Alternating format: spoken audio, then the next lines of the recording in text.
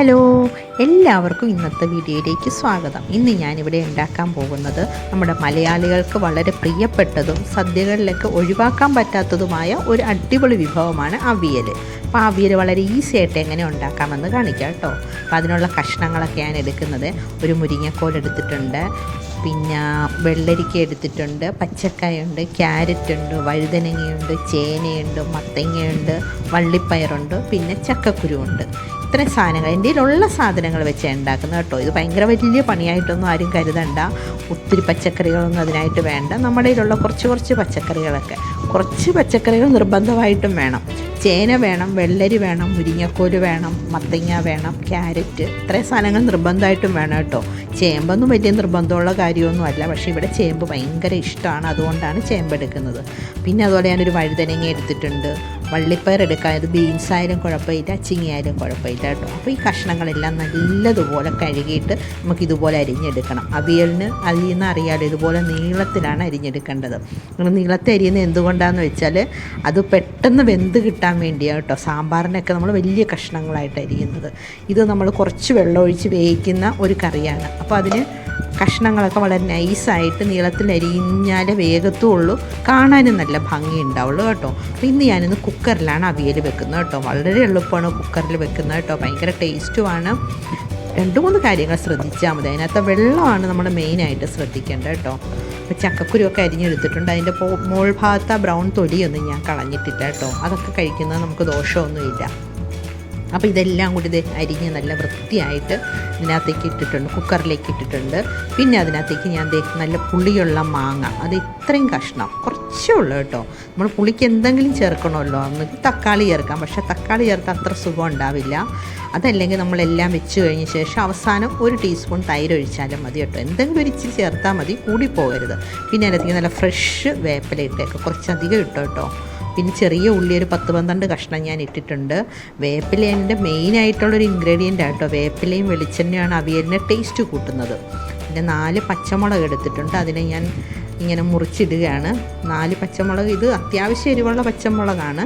ഇനി ഒരു 2 പച്ചമുളക് കൂടി ഞാൻ എടുത്ത് നമ്മൾ തേങ്ങ ഒതുക്കുന്ന കൂട്ടത്തിൽ ഇടുന്നുണ്ട്. അപ്പോൾ ഈ പച്ചമുളകിനെ ഇതിനകത്തേക്ക് ഇടാം. പിന്നെ ഇതിനകത്തേക്ക് നമുക്ക് ആവശ്യത്തിന് ഉപ്പിടാം. അത് ഓരോരുത്തരുടെ ആവശ്യം അനുസരിച്ച് ഉപ്പിട്ട് കൊടുക്കാം കേട്ടോ. പിന്നെ വേണ്ടത് കുറച്ച് മഞ്ഞൾപ്പൊടി. നമ്മൾ ഇതിനകത്ത് ഇപ്പം മഞ്ഞൾപ്പൊടി ചേർത്ത് കഴിഞ്ഞാൽ പിന്നെ അരയ്ക്കുന്നതിന് മഞ്ഞൾപ്പൊടി ചേർക്കാറില്ല കേട്ടോ. അവിയൽ ഉണ്ടാക്കുമ്പോൾ അങ്ങനെയാണ് ഉണ്ടാക്കുന്നത്. എനിക്ക് ശാസ്ത്രീയമായിട്ടൊന്നും പറയാനോ ഉണ്ടാക്കാനോ ഒന്നും അറിയില്ല. എനിക്കറിയാവുന്ന രീതിയിൽ നമുക്ക് സിമ്പിളായിട്ട് എന്തും ചെയ്യാമല്ലോ. നമ്മൾ കുറച്ചധികം പച്ചക്കറികൾ വേവിച്ച് എങ്ങനെ കഴിച്ചാലും വളരെ ഹെൽത്തിയാണത്. ചെറിയ കുട്ടികൾക്ക് പോലും വെജിറ്റബിൾസ്, പല ടൈപ്പ് വെജിറ്റബിൾസ് ആണല്ലോ ഇതിനകത്ത് ചേരുന്നത്, കൊടുത്താലും നല്ലതായിരിക്കും.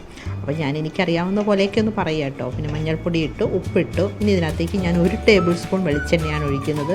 വെളിച്ചെണ്ണ എത്രയും കൂടുതൽ ഒഴിച്ചാൽ അത്രയും നല്ലതാണ് കേട്ടോ.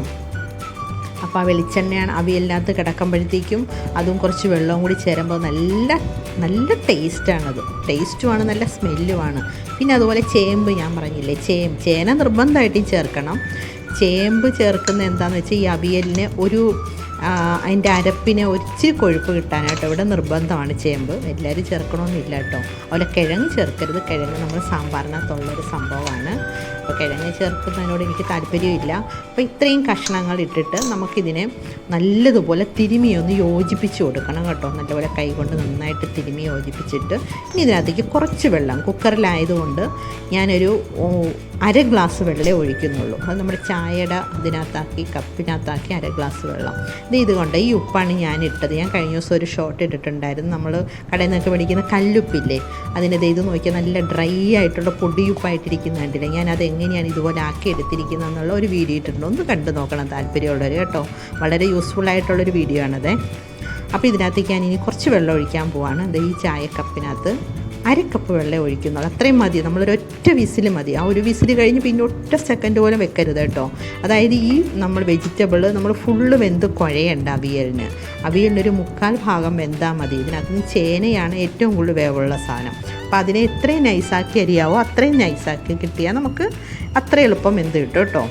പിന്നെ നമ്മൾ ചീനച്ചട്ടിയിലൊക്കെയാണ് വെക്കുന്നതെങ്കിൽ നമ്മളൊരു 15-20 മിനിറ്റൊക്കെ വേണ്ടി വരും, കുറേശ്ശെ വെള്ളം ഒഴിച്ച് അപ്പോഴപ്പോൾ ഇളക്കിയൊക്കെ. ഇനി ഇതിന് വേണ്ടുന്ന അരപ്പ് നമുക്ക് റെഡിയാക്കാം. ആ സമയത്ത് കുക്കറിൽ അതൊന്ന് വെന്ത് വരട്ടെ. ഞാനൊരു 3 പിടി തേങ്ങ ഇട്ടിട്ടുണ്ട്, പിന്നെ വേപ്പില ഇട്ടിട്ടുണ്ട്. വേപ്പില ഇടുമ്പോൾ നമ്മുടെ വീട്ടിലുള്ളതാണെങ്കിൽ അതിൻ്റെ കിളുന്ത് വേപ്പില ഇടുന്നതാണ് നല്ല കേട്ടോ. പിന്നെ ഒരു 3 ചെറിയ ഉള്ളി ഇട്ടിട്ടുണ്ട്. പിന്നെ വേണ്ടത് ജീരകമാണ്. 2 പച്ചമുളക് ഇട്ടിട്ടുണ്ട്. ജീരകം കുറച്ച്, ഒരു 1/4 ടീസ്പൂണൊന്നും വേണ്ട, കുറച്ച് മതി. ഒരുപാടായ ആ ജീരകത്തിന് ചുവ വല്ലാതെ ആയിപ്പോവും. ജീരകമൊക്കെ അവിയലിടുന്നത് നല്ലതാണ് കേട്ടോ. ഇടാത്തവരുണ്ടോയെന്ന് എനിക്കറിയില്ല.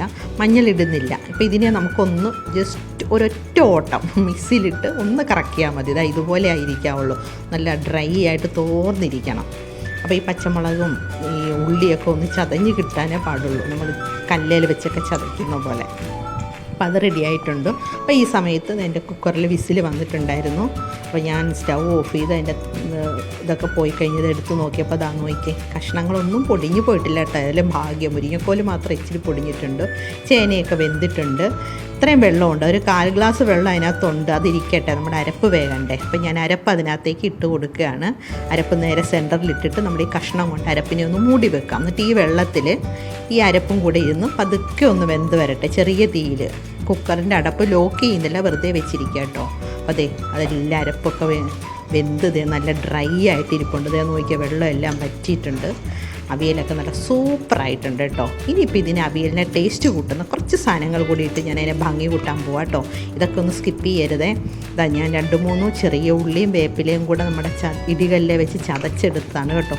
ഇങ്ങനെ എന്തായാലും ചെയ്യണം കേട്ടോ. അവിയലിൻ്റെ ടേസ്റ്റ് വേറെ ലെവലാണ്. അപ്പോൾ വേപ്പിലയും കൂടി ഇട്ട് അതിനകത്തേക്ക് ഇട്ടിട്ട് ഇനി വെളിച്ചെണ്ണ ഞാൻ കുറച്ചുകൂടി ഒഴിക്കുന്നുണ്ട്. പച്ച വെളിച്ചെണ്ണ ഒരു 2 ടേബിൾ സ്പൂൺ കൂടെ ഒഴിച്ചിട്ട് സ്റ്റൗ ഓഫ് ചെയ്തിരിക്കുകയാണ്. എന്നിട്ട് പതുക്കെ ഒന്ന് ഇളക്കി ഈ നമ്മൾ ഒഴിച്ചതിനെ ഒന്ന് മൂടി വെച്ചിട്ട് ഒരു 5-10 മിനിറ്റ് നേരം മൂടി വെച്ചിട്ട് നമുക്ക് ഭക്ഷണം കഴിക്കാൻ നേരത്ത് എടുത്ത് സെർവ് ചെയ്യാം കേട്ടോ. അടിപൊളി ടേസ്റ്റ് എന്ന് വെച്ചാൽ അടിപൊളി ടേസ്റ്റാണ്. നമ്മൾ അവിയലൊക്കെ ഉണ്ടാക്കുന്ന ഭയങ്കര വലിയ പണിയായിട്ടൊന്നും കരുതണ്ട, വളരെ ഈസിയാണ്. ഞാനൊക്കെ ഒത്തിരി വലിയ പണിയായിട്ടാണ് കരുതിയിരുന്നത് കേട്ടോ. അമ്മ കുറേ പച്ചക്കറി എടുത്തുകൊണ്ട് വരുന്നു, അതിനെ പല അളവിൽ അരിഞ്ഞെടുക്കുന്നു. ഇതൊക്കെ കാണുമ്പോൾ ഞാൻ പേടിച്ചു പോയിട്ടുണ്ട്. പിന്നെ നമ്മൾ ലൈഫിലേക്കൊക്കെ കടന്നപ്പോഴാണ് ഇതൊക്കെ ഇത്ര ഈസിയാണെന്ന് മനസ്സിലാക്കുന്നത്. അപ്പോൾ ബിഗിനേഴ്സുകാരൊക്കെ ഇതൊക്കെ ചെയ്ത് നോക്കുക. വളരെ വലിയ ടാസ്ക്കൊന്നുമല്ല, വളരെ സിമ്പിളായിട്ട് നമുക്ക് അവിയലുണ്ടാക്കി കഴിക്കാൻ പറ്റും. നമ്മളൊരു 10 ഡേയ്സ് കൂടുമ്പോഴെങ്കിലും ഒരു ദിവസമെങ്കിലും നമ്മൾ അവിയലുണ്ടാക്കി കഴിക്കണം. അവിയലുണ്ടാക്കുമ്പോൾ നോൺ വെജ് കഴിക്കാതിരിക്കുന്നതാണ് നല്ലത്. അപ്പം അതിന് വളരെ ഹെൽത്തി ആയിട്ടുള്ളൊരു കറിയാണ് കേട്ടോ. അപ്പോൾ എൻ്റെ ഈ വീഡിയോ ഇത്രയൊക്കെ ഉള്ളൂ. എല്ലാവർക്കും ഇഷ്ടപ്പെട്ടെന്ന് വിശ്വസിക്കുന്നു. ഇഷ്ടമായാലൊന്ന് ലൈക്ക് ചെയ്യുക. Thanks for watching.